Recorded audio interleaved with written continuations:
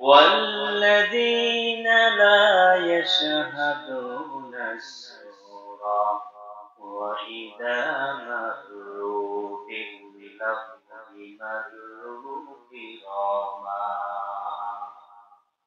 وقال تعالى في شان حبيبه إن الله وملائكته يصلون على النبي يا أيها الذين آمنوا صلوا عليه وسلموا تسليما.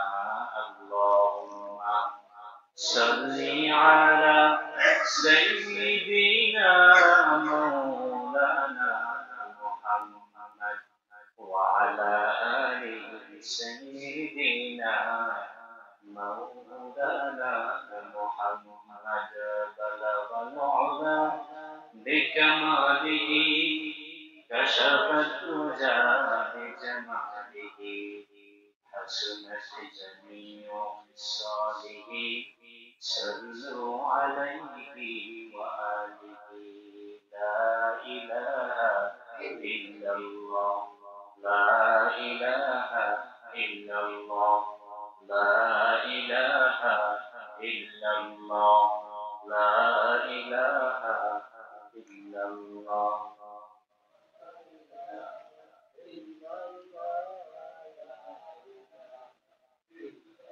لا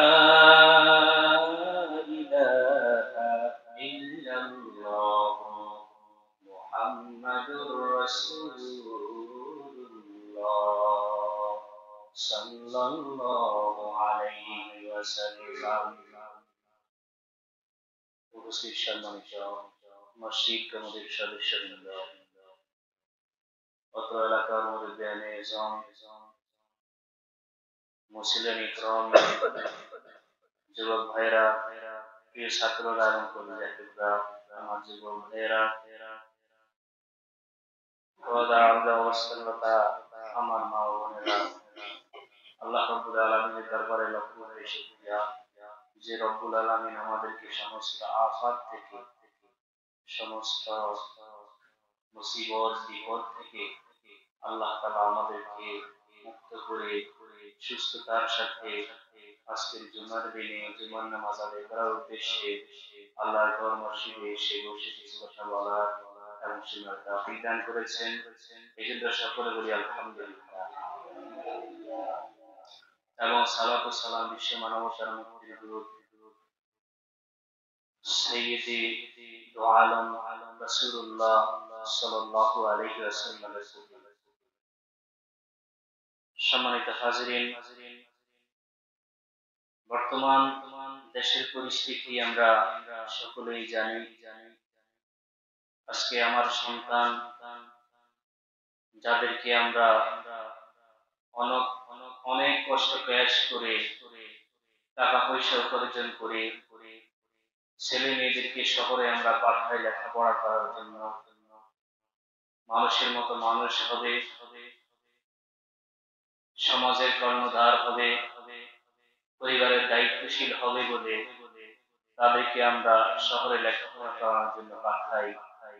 কিন্তু বর্তমান দেশের যে পরিস্থিতি, এই পরিস্থিতিতে আমার সন্তানকে আমি শহরে রাখতে ভয় করে, ঠিক কিনা বলেন? আমি এমন অনেক লোক দেখেছি যারা নিজেদের সন্তানদেরকে ফোন করে বাড়িতে নিয়ে আসছে। কেন? সে তার সন্তানকে শহরে রাখতে তার জীবনের ঝুঁকি মনে করে, জীবনের আশঙ্কা মনে করে, ঠিক কিনা বলেন? তাহলে আমরা এমন একটা দেশে বসবাস করছি যেখানে আমার ছেলে, আমার মেয়ে, আমার শিশু সন্তান পর্যন্ত জীবনের ঝুঁকিতে প্রতিনিয়ত 24টা ঘন্টা তারা জীবন নিয়ে আশঙ্কা করে। আমরা মিডিয়াতে দেখেছি 60 থেকে 6 জন শিশু এই আন্দোলনের মধ্যে গুলিবিদ্ধ হয়ে ইন্তেকাল করেছে। এই মাসুম বাচ্চাগুলা, তাদের কোনো অপরাধ নাই, কোনো পাপ নাই, কোনো দোষ নাই, তারা সত্ত্বেও তাদেরও জীবন এই আন্দোলনে হানি হয়েছে। যে বা যাহারা করেছে আল্লাহ তাআলা তাদের বিচার করবেন। আল্লাহ তাআলা থেকে তো আমরা পুঙ্খানুপুঙ্খানু বিচার আশা করতে পারি, কি বলেন? আমরা হয়তো বা তাদের কিছুই করতে পারবো না, কিন্তু আল্লাহ কিন্তু একদিন তাদের সবগুলো হিসাব কিন্তু নেবে। আমি আপনাদেরকে বলে রাখি, যখন রাসূলুল্লাহ সাল্লাল্লাহু আলাইহি ওয়াসাল্লাম যুদ্ধের ঘোষণা করলেন, অনেকগুলো যুদ্ধ রাসূল সাল্লাল্লাহু আলাইহি ওয়াসাল্লাম নিজেই কমান্ডার ছিলেন।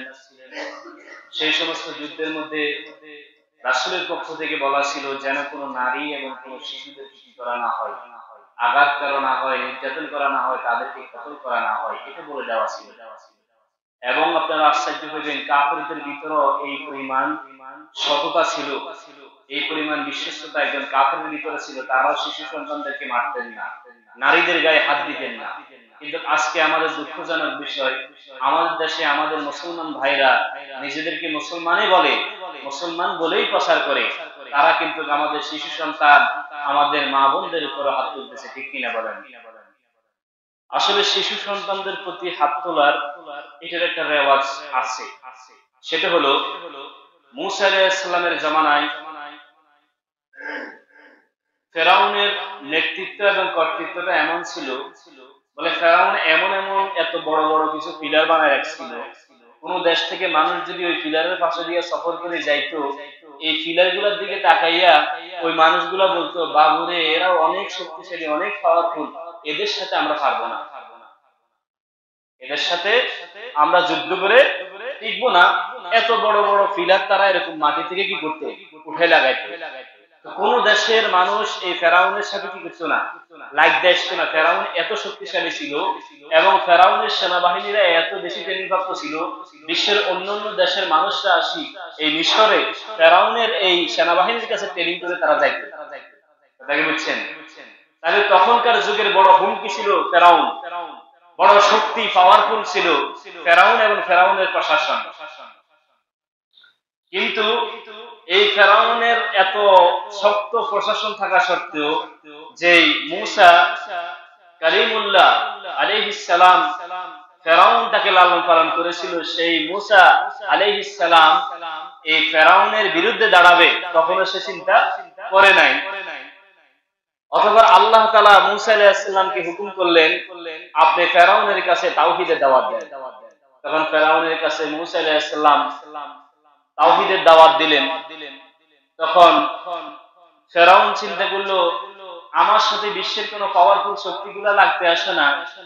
আর মূসা কিন্তু আলাইহিস সালাম যদিও একা ছিলেন, কিন্তু মূসা মিশরের নাগরিক ছিলেন এবং এই রাজপ্রাসাদে কিন্তু মূসা আলাইহিস সালাম কি হয়েছেন, বড় হয়েছেন।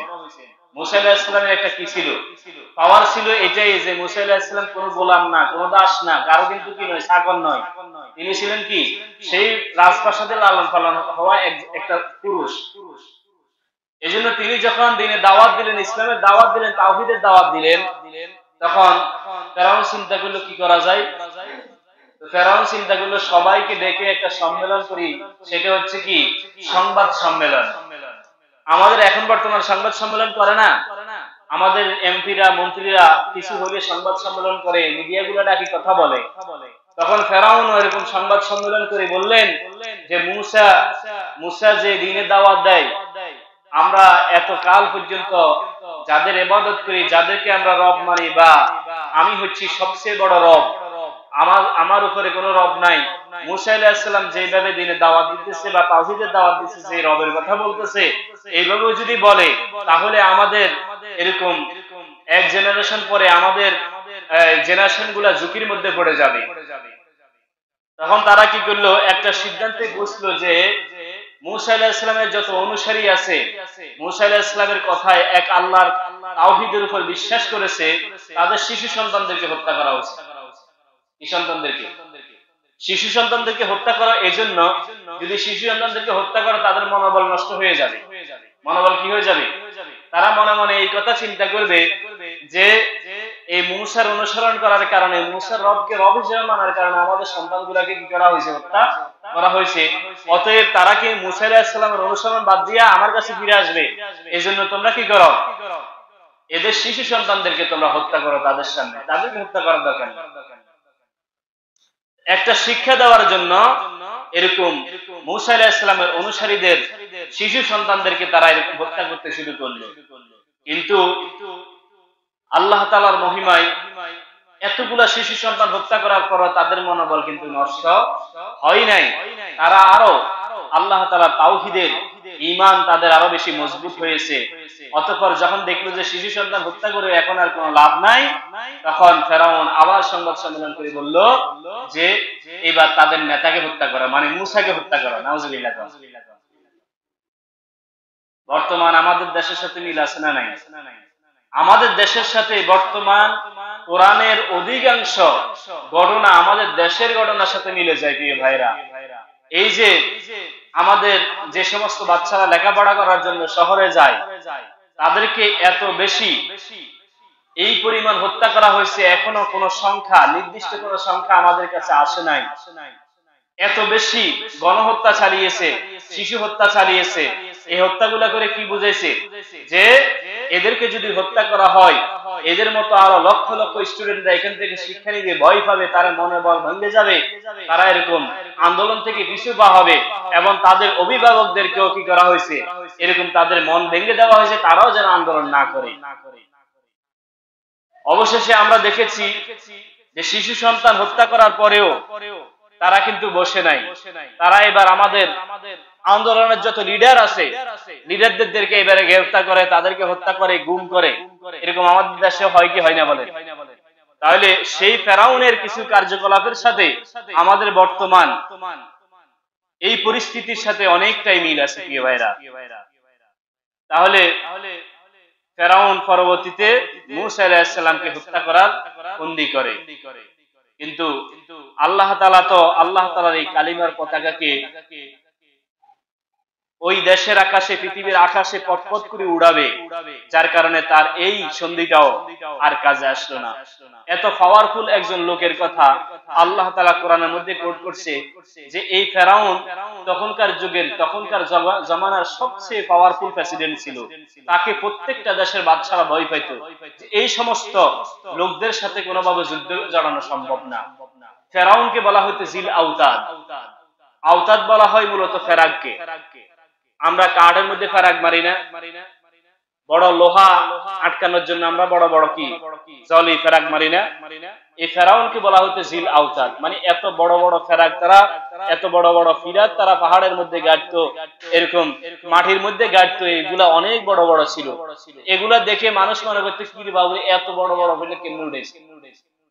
অতএব এরা অনেক শক্তিশালী, এদের সাথে যুদ্ধ করে আমরা পারবো না। এই জন্য তখনকার যুগের কোন দেশের বাদশারা কোন দেশ ফেরাউনের সাথে লাগতে আসতো না।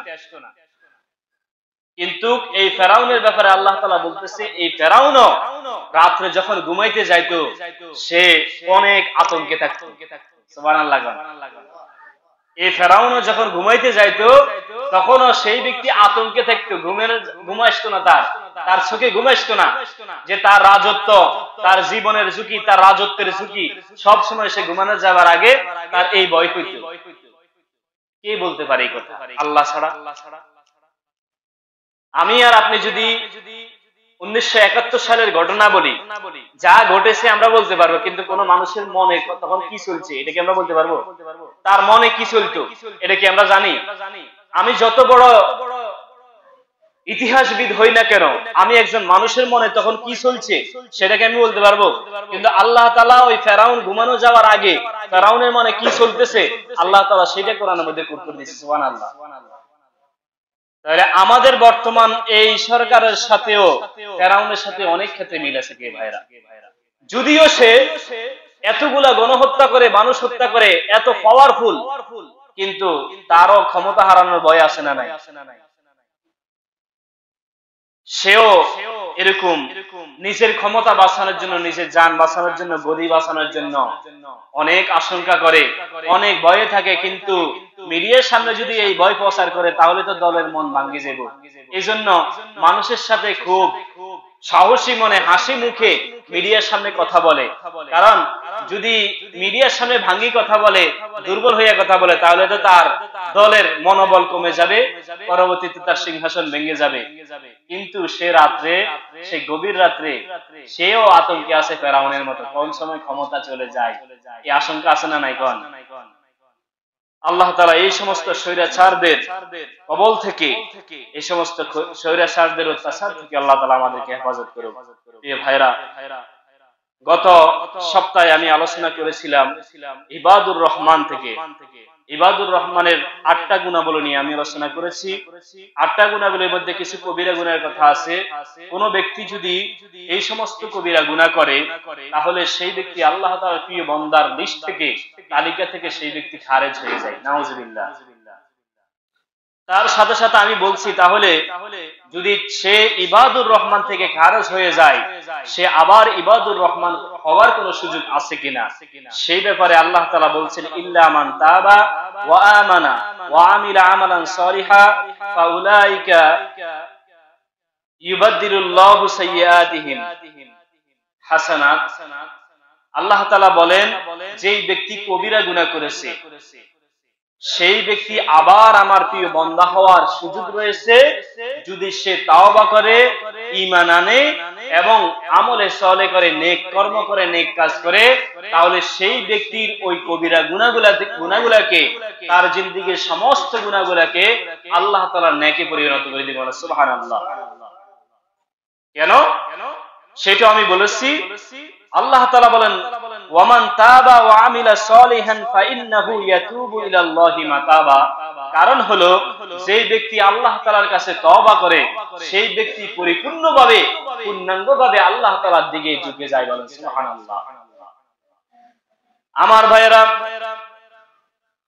একজন মা তার সন্তানকে কখনো ভুলে যায় না, একজন বাবা তার সন্তানকে কখনো হারিয়ে যেতে দেয় না, একজন শিক্ষক তার ছাত্রকে কখনো বিফল হতে দেয় না, একজন পীর তার মুরিদকে কখনো বৃথা যেতে দেয় না। তাহলে কিভাবে হতে পারে আল্লাহ তার এই আশরাফুল মাখলুকাত, যে আশরাফুল মাখলুকাতকে আল্লাহ বড় যত্ন করে, বড় প্ল্যান করে, বড় আশা করে আল্লাহ তাআলা এই মানুষকে আল্লাহ সৃষ্টি করেছেন, এই মানুষকে আল্লাহ তাআলা ভুলে যেতে পারে? এটা কিভাবে হতে পারে? কারণ হলো, আল্লাহ তাআলা এই মানুষগুলোকে বড় যত্ন করে, বড় আশা করে, প্রত্যাশা করে আল্লাহ তাআলা মানুষ সৃষ্টি করেছেন। আল্লাহ তাআলা মানুষ সৃষ্টি করার পরে আল্লাহ তাআলা মানুষদেরকে শ্রেষ্ঠত্ব দান করেছেন। এই শ্রেষ্ঠ মানুষগুলা আল্লাহ তাআলার কাছে যখন তাওবা করে, তখন আল্লাহ তাআলা এত বেশি খুশি হয়। রাসূলুল্লাহ সাল্লাল্লাহু আলাইহি ওয়াসাল্লাম একটা এক্সাম্পল দিয়েছেন, উদাহরণ দিয়েছেন। বলে, ধরে নাও কোন একজন মানুষ মরুভূমিতে একটা উট নিয়ে যাইতেছে, একটা উট নিয়ে সফর করতেছে। সফর পথে এত রোদ, এত গরমের কারণে সেই ব্যক্তি তার চুলগুলো উস্কো খুস্কো হয়ে গেছে, পোশাকগুলা ময়লায় দূষারিত হয়ে গেছে এবং সে খিদায় অত্যন্ত ক্লান্ত হয়ে গেছে, পানি পিপাসা ধরছে। পরে একটা গাছের ছায়ার নিচে যাইয়া সেই ব্যক্তি ওই উটটাকে গাছের মধ্যে বেঁধে গাছের নিচে বসে সেই তার পানির পাত্র থেকে কিছু পানি খাইয়া সেখানে সে যখন রেস্ট নিচ্ছে, সাথে সাথে তার ঘুম চলে আসছে। ঘুম থেকে উঠার পরে সেই ব্যক্তি দেখে যে তার উটটা এখানে নাই। বলে সুবহানাল্লাহ। ঘুম থেকে উঠে দেখে তার উটটা নাই, তার কোনো মাল সামানা নাই, তার কোনো ব্যাগ নাই, থলে নাই। সেই ব্যক্তি বড় হতাশ হয়ে গেল। এখন সফর কিভাবে করবে? হাঁটি তো সফর করা কোনোভাবে সম্ভব নয়। মরুভূমি এলাকাতে বালু তপ্ত হয়ে থাকে, গরম হয়ে থাকে, বালুতে পা রাখা যায় না। সেই ব্যক্তি পেরেশান হইয়া আবার সেইখানে অনেকক্ষণ পেরেশানের ক্লান্ত হইয়া আবার সেই ব্যক্তি ঘুমিয়ে গেছে। ঘুমিয়ে যাওয়ার পর আবার ঘুম থেকে যখন উঠলো, সেই ব্যক্তি ঘুম থেকে উঠে দেখে তার উটটা যেইখানে বাঁধা ছিল আবার সেইখানে বাঁধা পেয়ে গেছে। সুবহানাল্লাহ। উটটাকে পাইয়া সেই ব্যক্তি আনন্দিত হইয়া আল্লাহ তাআলার কাছে ফরিয়াদ করতেছে, আল্লাহ তুমি আমার গোলাম, আমি তোমার রব। বলেন সুবহানাল্লাহ। তুমি আমার বান্দা, আমি তোমার গোলাম, আমি তোমার রব, আমি তোমার রব, তুমি আমার দাস। বলেন এই কথা কেন বলছে? অর্থাৎ ওই ব্যক্তিটা এত বেশি খুশি হয়েছে, খুশিতে আত্মহারা হয়ে গেছে। সে যে বলবে আল্লাহ আপনি আমার রব, আমি আপনার দাস, এই কথা পর্যন্ত সে ভুলে গেছে, এত বেশি খুশি হয়েছে। আল্লাহর রাসূল সাল্লাল্লাহু আলাইহি ওয়াসাল্লাম বলেন, আল্লাহর কোন বান্দা যখন আল্লাহ তাআলার কাছে তাওবা করেন, আল্লাহ তাআলা ওই ব্যক্তিটা সে হাজার লক্ষ কোটি গুণে বেশি আল্লাহ তাআলা আরো বেশি খুশি হয়ে যায়। সাথে সাথে আল্লাহ তাআলা সব গুনাহ মাফ করে দেন। শুধু গুনাহ মাফ করেন না, বরং ওই গুনাহগুলোকে আল্লাহ তাআলা সওয়াবে পরিণত করে দেন। সুবহানাল্লাহ। এরপরে আমার ভাইরা, ইবাদুর রহমানের 9 নম্বর গুণ হলো, ইবাদুর রহমান যারা আল্লাহ তাআলা মনোনীত বান্দা, আল্লাহ তাআলার পছন্দের বান্দা, নির্বাচিত বান্দা, তারা কখনো মিথ্যা সাক্ষী দেয় না, মিথ্যা কথা বলে না। তাদের ব্যবসা প্রতিষ্ঠানে, দোকানপাটে নিজের প্রোডাক্ট চালানোর জন্য, নিজের প্রোডাক্ট বিক্রি করার জন্য কখনো মিথ্যা সাক্ষ্য দেয় না, মিথ্যা কথা বলে না। আদালতে দাঁড়িয়ে কখনো মিথ্যা কথা বলে না। মিডিয়ার সামনে বসে, মিডিয়ার সামনে দাঁড়িয়ে কখনো মিথ্যা কথা বলে না। যদি মিথ্যা কথা বলে, মিথ্যা কথা হচ্ছে কবিরা গুনাহের মধ্যে থেকে একটি কবিরা গুনাহ। যেই ব্যক্তি মিথ্যা কথা বলে, সেই ব্যক্তি আল্লাহ তাআলার পছন্দের বান্দা থেকে খারেজ হয়ে যায়, আল্লাহ তাআলার মনোনীত বান্দার তালিকা থেকে তার নামটা বাদ পড়ে যায়। আমাদের মধ্যে এমন লোক আছে, পুরা দিন মিথ্যা কথা বলতে বলতে বলতে বলতে ঠেকাতে পড়ে লাশ পর্যন্ত দুই একটা সত্য কথা বলি গেলে, এরকম লোক আছে না নাই? আমার ভাইয়েরা, আপনি ব্যবসা প্রতিষ্ঠানে যান, প্রোডাক্টের শুধুমাত্র গুণগুলো আলোচনা করে দোষগুলোকে গোপন করে এমন দোকানদার আছে না নাই?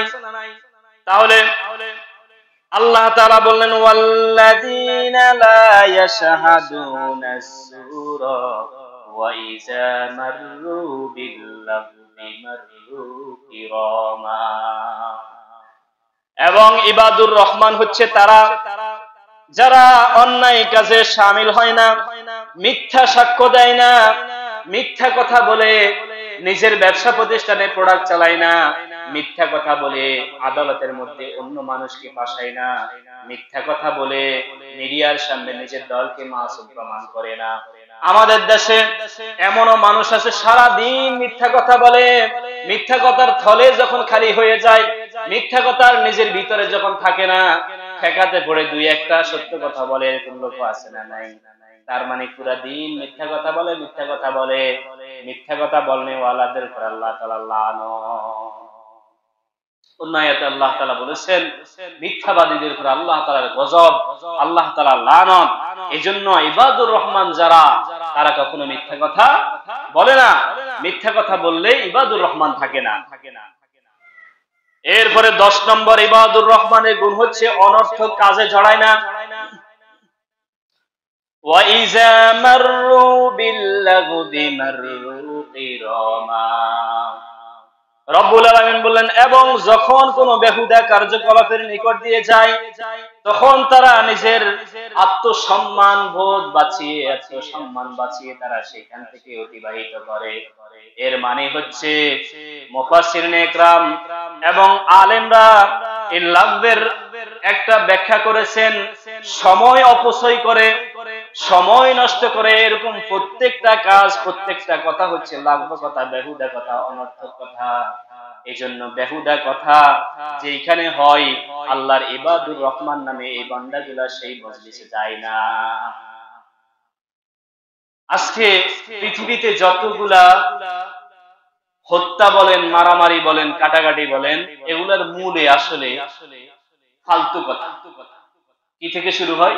ফালতু কথা থেকে শুরু হয়, বেহুদা কথা থেকে শুরু হয়। আমার মামা গত মঙ্গলবারে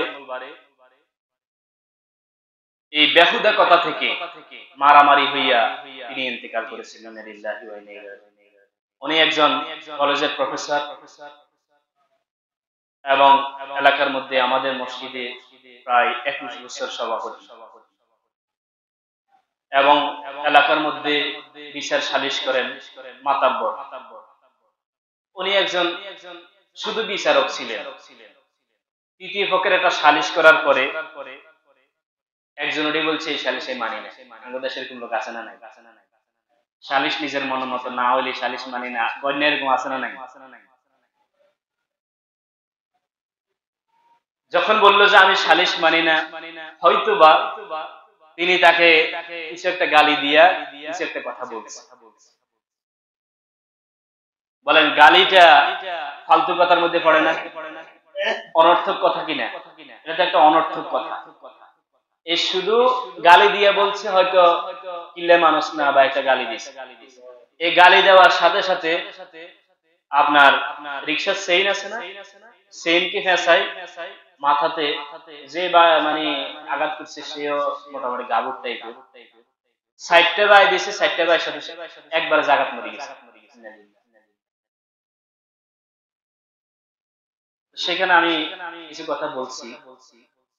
তো আসলে সব অপরাধের মূলে কিন্তু বেহুদা কথা থেকে আমাদের অধিকাংশ দুর্ঘটনা সংঘটিত হয়। ভাই ছেলের মধ্যে কিলাকিলি লাগে যায়, কথা আছে না নাই? এই ভাই ছেলের মধ্যে সময় নষ্ট করে এমন সবগুলো হচ্ছে কোরআনের ভাষায় লাভব, বেহুদা, অনর্থক কথা, অনর্থক কাজ। যদি সেটা হারাম পর্যায়ের না হয় তাহলে ইবাদুর রহমান সেখানে বাধাও দিবে না, সেখানে অংশগ্রহণও করবে না। আর যদি সেটা হারাম পর্যায়ের হয়, কবিরা গুনাহ হয়, তাহলে ইবাদুর রহমান সেখানে প্রতিবাদ করা লাগবে, ঠিক কিনা? আপনি এমন কাজ করতেছেন যে কাজটা হারাম, এখন আমি আল্লাহর একজন বান্দা হিসেবে আমি আপনার মঙ্গল চাই, কল্যাণ চাই হিসেবে আমি আপনাকে উপদেশ দিতে পারি যে ভাই কাজটা হারাম, কাজটা ছেড়ে দাও। আর যদি হারাম পর্যায়ে না হয়, কবিরা গুনাহ পর্যায়ে না হয়, সেইখান থেকে ইবাদুর রহমানরা এরকম নিজের সম্মান বাঁচিয়ে পাশ কেটে চলে যাবে। এটা হচ্ছে 10 নম্বর ইবাদুর রহমানের গুণ। তাহলে আমরা সময় নষ্ট হয় এমন প্রত্যেকটা ফালতু কাজ থেকে, অনর্থক কাজ থেকে, বেহুদা কাজ থেকে আমাদেরকে বাঁচাতে হবে। প্রিয় ভাইরা, এগুলা সবগুলা কিন্তু আমি কোন অলির ব্যাপারে বলতেছি না, এগুলা সবগুলা আমি একটা অর্জন করতে পারবো এমন গুণের কথা বলা হইতেছে। আপনি মনে করেন না আচ্ছা ঠিক আছে এগুলা তো অলিদের কাজ, এগুলা বড় বড় আলেমদের কাজ, আলেমরা এই সমস্ত কাজ করবে, আমাদের জন্য না। বিষয়টা এরকম না। এখানে যতগুলা কথা আছে মিথ্যা সাক্ষী আমাদের আলেমরা দেয় না, আমরা দিই। মিথ্যা সাক্ষী কি আলেমরা দেয় না সাধারণ পাবলিক দেয়? সাধারণ পাবলিক দেয়। মিথ্যা সাক্ষী থেকে বাঁচা দরকার আছে না নাই? কারণ মিথ্যা সাক্ষী দিলে, আমি মিথ্যা সাক্ষী দেওয়ার কারণে কবিরা গুনাহ হয়েছে, একজন নিরপরাধ মানুষকে ফাঁসাই দিছি, সেখানে একটা অপরাধ, কতগুলো অপরাধ সংঘটিত হয়। তাহলে এগুলো আমাদের জন্য প্রিয় ভাইরা, আমরা এই সমস্ত অনর্থক কাজ থেকে আমাদেরকে ফিরাতে হবে। অনর্থক সময় নষ্ট হয় কাজ, অনর্থক কাজ, অনর্থক কথা থেকে আল্লাহ তাআলা আমাদেরকে বেঁচে থাকার তৌফিক দান করুন। এবং ইবাদুর রহমানের 11 নম্বর বৈশিষ্ট্য গুণ হলো ওয়াল্লাযীনা ইযা যুক্কিরু বিআয়াতি রাব্বিহিম লাম ইয়াখিরু আলাইহা সুম্মান ওয়া উমিয়ানা। ইবাদুর রহমান হলো তারা যখন তাদের প্রতিপালকের আয়াত, প্রতিপালকের কোরআন থেকে তাদেরকে উপদেশ দেওয়া হয়, আয়াত থেকে উপদেশ দেওয়া হয়, তখন তারা ওই উপদেশ মেনে নেয়। তখন তারা ওই উপদেশের সাথে গোড়ামি করে না, উপদেশ থেকে নিজের মুখ ফিরিয়ে নেয় না।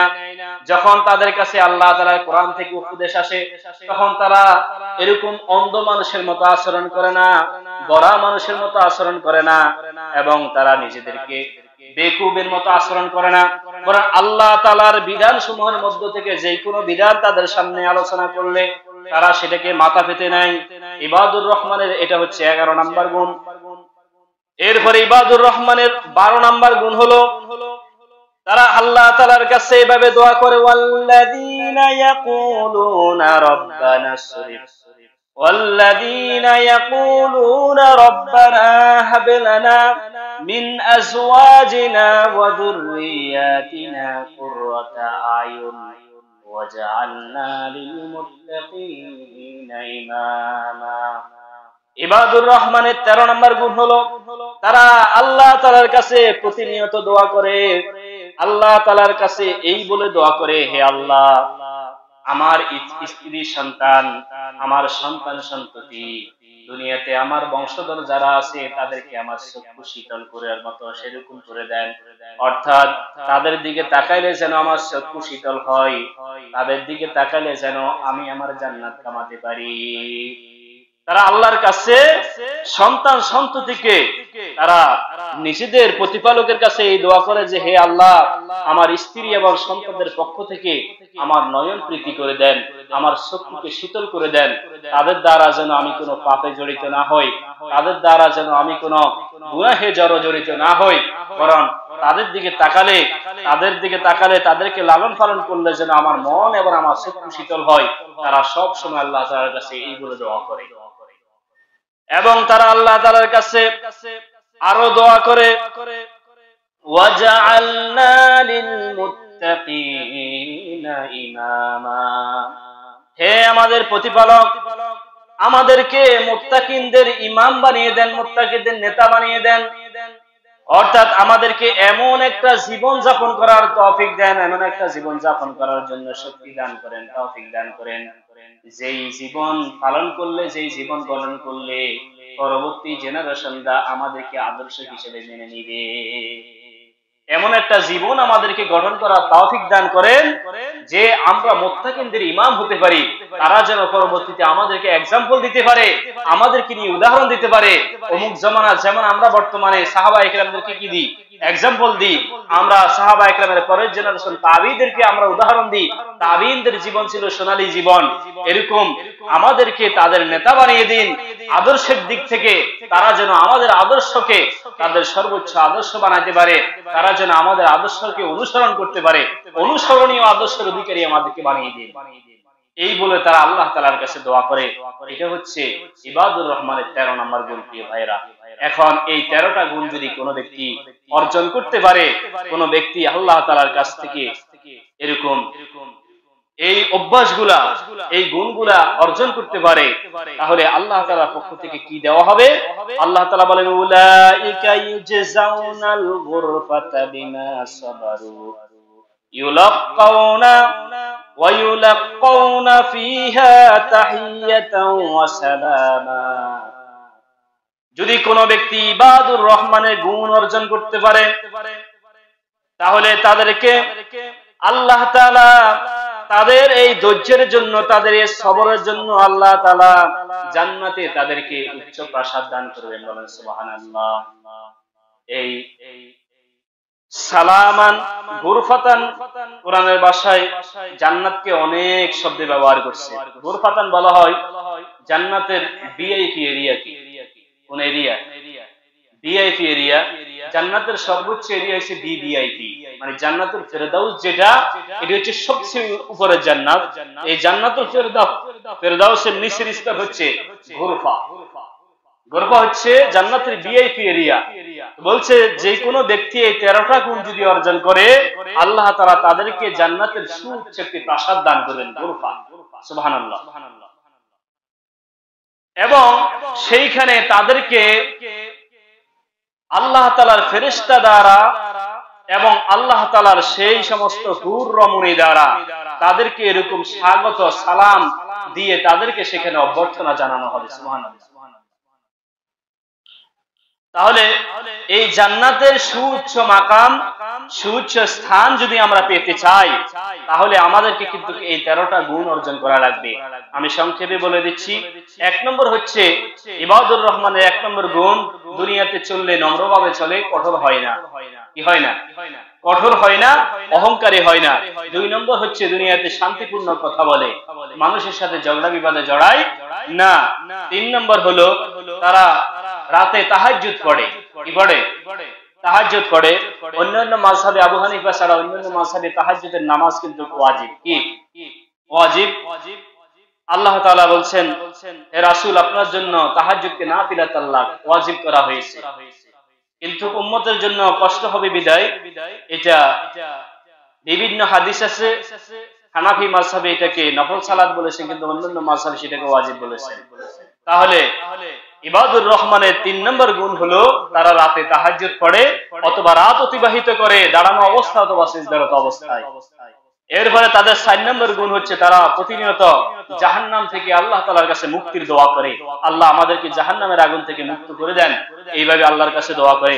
তাদের 5 নম্বর গুণ হচ্ছে তারা প্রতিনিয়ত দান করে মধ্যম পন্থায়, তারা দান করে দেউলিও হয় না, আবার নিজের সম্পত্তির লোভ করে তারা কৃপণও হয় না। মধ্যম পন্থায় প্রতিনিয়ত নিজের সামর্থ্য অনুযায়ী আল্লাহর রাস্তায় দান করে। এবং 6 নম্বর গুণ হলো তারা আল্লাহর সাথে কাউকে শরীক করে না। 7 নম্বর গুণ হচ্ছে তারা অন্যায়ভাবে কাউকে হত্যা করে না। 8 নম্বর গুণ হচ্ছে তারা জেনা করে না। 9 নম্বর গুণ হলো তারা মিথ্যা সাক্ষ্য দেয় না বা মিথ্যা কথা বলে না। 10 নম্বর গুণ হচ্ছে তারা অনর্থক কাজে অনর্থক সময় অতিবাহিত করে না, অনর্থক সময় ব্যয় করে না। সমস্ত গুনার পাপের মূল হচ্ছে অনর্থক সময় যার কাছে আছে সেই ব্যক্তি ধ্বংস। যার কাছে সবচেয়ে বেশি সময়, যে সে বলে যে আমার সময় পাস হয় না, আমার সময় যায় না, মানে অতিরিক্ত তার অনেক সময় আছে, এই ধরনের ব্যক্তিরাই বেশি পাপে জড়িত হয়। কথা কি বুঝছেন? এরপরে তাদের 11 নম্বর গুণ হলো তারা কোরআনের আয়াত থেকে যখন তাদেরকে সংবিধান শোনানো হয়, উপদেশ দেয়, তারা উপদেশ গ্রহণ করে।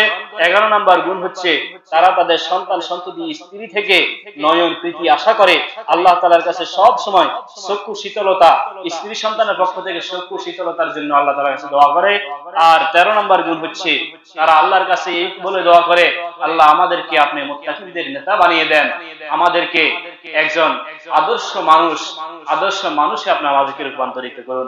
আল্লাহ তাআলা যে আলোচনাগুলো করা হয়েছে আমাদেরকে আমল করার তৌফিক দান করুন এবং 11টা 13টা গুণ আমাদেরকে অর্জন করার তৌফিক দান করুন এবং ইবাদুর রহমানের তারিখে আল্লাহ তাআলা সেই তারিখে আমাদেরকে উল্লেখ করুন।